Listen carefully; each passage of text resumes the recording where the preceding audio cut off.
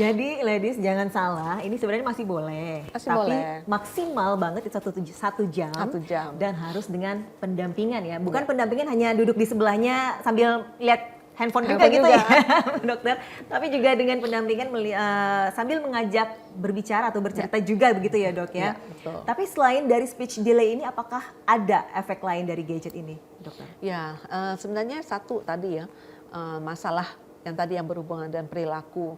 Banyak juga karena sudah terbiasa diberikan gadget gitu ya, jadi dia juga akhirnya perilakunya kalau nggak dikasih cranky, tantrum dan lain sebagainya. Kemudian juga bahayanya juga karena tontonan sekarang itu kan very short ya. Jadi kalau kita lihat tuh ada TikTok lah, ada YouTube Short lah, itu kan cepat sekali gitu ya. Nggak seperti tontonan film yang pace-nya agak lama gitu ya. Makanya anak-anak kan sukanya yang cepet-cepet, kalau di TV misalnya iklan atau apa gitu. Betul dok. Nah itu kan sangat menarik gitu. Nah itu biasanya sangat cepat sehingga, nah tadi dengan perkembangan otak tadi, padahal seorang anak itu seharusnya bisa mempelajari dengan baik. Karena dia akan berhubungan juga dengan attention span dia. Seberapa panjang dia otaknya terlatih untuk fokus pada sesuatu. Kalau dia terlatihnya hanya dengan pendek-pendek, maka atensi dia pendek. Kemudian dia akhirnya berhubungan lagi nanti dengan fungsi kognitif lah, atau nanti berhubungan dengan misalnya critical thinking dan lain sebagainya di usia yang lebih besar. Wah ini, aduh saya jadi ingat anak saya di rumah memang seneng banget itu YouTube Short itu ya dok ya. Dan memang kayaknya kalau dilihat dari lingkungan sosialnya teman-teman juga sama melakukan yang sama gitu. Apa yang membuat mereka menarik dengan YouTube Short juga saya nggak tahu sebenarnya.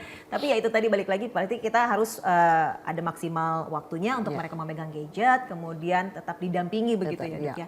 Tapi kalau kita sendiri nih untuk aware para orang tua ataupun ladies di rumah ini untuk mendeteksi awal tahu anak ini mengalami gangguan gadget itu apa dok ciri-cirinya? Ya, yang pertama karena gadget ini kan kalau terlalu lama anak juga sebenarnya lelah, ya, jadi anak mudah cranky, ya, atau ngantuk, ya.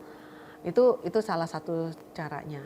Atau juga perkembangannya. Tadi karena perkembangan dua arah itu tidak stimulasinya tidak berjalan dengan baik, maka biasanya ada aja masalah perkembangan. Contohnya entah dok? perkembangan bahasa, ya, jadi dia terlambat atau misalnya interaksinya yang tadi terganggu. Dia kalau dipanggil namanya misalnya Dara gitu, nggak langsung Dara, tapi Dara. Harus berapa kali ya? Harus beberapa kali. Dan kadang-kadang cuma gitu ya, jadi cuma dia atensinya itu tidak fokusnya atau keinginan dia untuk berinteraksinya juga jadinya berkurang gitu ya. Kemudian juga pada beberapa anak yang memang banyaknya bahasanya bahasa asing ya. Ada pasien saya yang dia bahasa Rusia, bahasa Inggris, bahasa semuanya kayak YouTube-nya tuh semua bahasa di ini ya. Tapi akhirnya kemampuan bahasanya terlambat gitu karena dia mungkin bingung bahasa gitu ya. Semuanya masuk gitu semuanya ya dok masuk ya? Tanpa sebenarnya tidak ada native speaker yang bisa mengajarkan dia gitu kan. Beda kalau misalnya kita kan native speaker untuk bahasa Indonesia. Jadi dia akan belajar bahasa dari kita.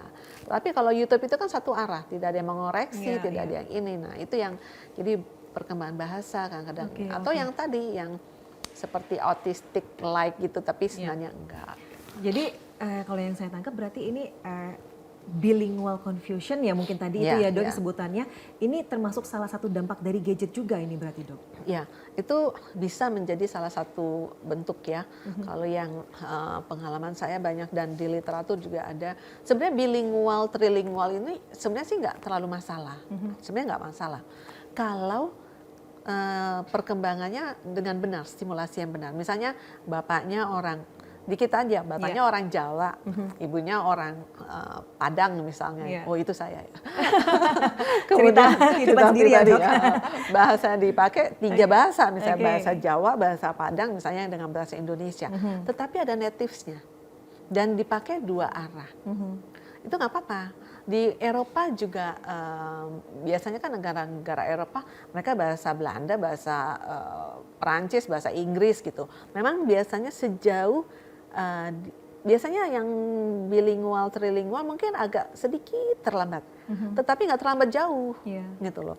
Dia sedikit terlambat, tetapi masih keep on going, gitu ya. Itu no problem.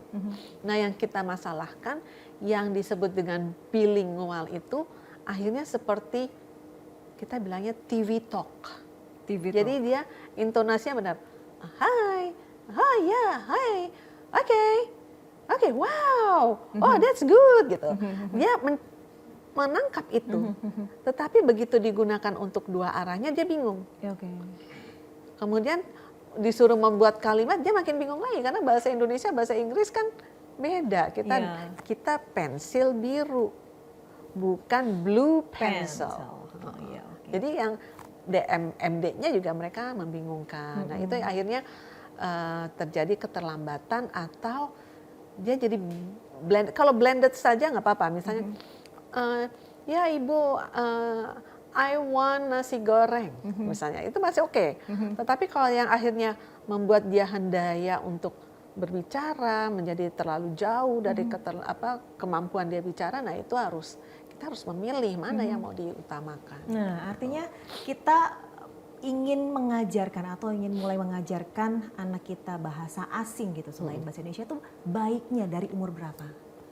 Sebenarnya sejauh itu tidak ada yang tadi ya prinsip-prinsip stimulasi tadi dua arah, kemudian ada natives-nya, ada yang mengajarkannya, dia bukan hanya satu arah. Itu dari lahir pun nggak apa-apa. Karena kan anak-anak kita di daerah, anak-anak di luar negeri juga sama. Nah, tapi kalau misalnya anak ini keterlambatannya terlalu jauh seperti yang saya sampaikan tadi dan ternyata hanya satu arah sehingga dia hanya ada TV talk itu, ya udah, mendingan kita satu dulu sampai dia master satu bahasa. Karena kan brain development ini kan masih berlangsung ya. Sebenarnya kalau dia sudah mau menguasai satu bahasa, kita kemudian perkenalkan ke bahasa kedua, bahasa ketiga itu akan lebih mudah. Ya? Maksimal biasanya sampai umur berapa itu kalau kita untuk mengajarkan satu bahasa tersebut, kemudian untuk mengajarkan bahasa lainnya? Karena nih kalau saya yakin kalau mam sekarang apalagi para generasi milenial Gen Z yang mungkin sudah berkeluarga, pasti lebih ingin anaknya internasional gitu ya kan, yang bisa bahasa asing lebih cepat gitu, yang mereka anggap bahwa itu sebuah kebanggaan sebegitu, Dok. Jadi harusnya baiknya kita mengajarkan si anak ini untuk bahasa kita terlebih dahulu itu sampai dengan usia berapa, baru bisa kita ajarkan mereka untuk bahasa asing di setelahnya itu usia berapa gitu.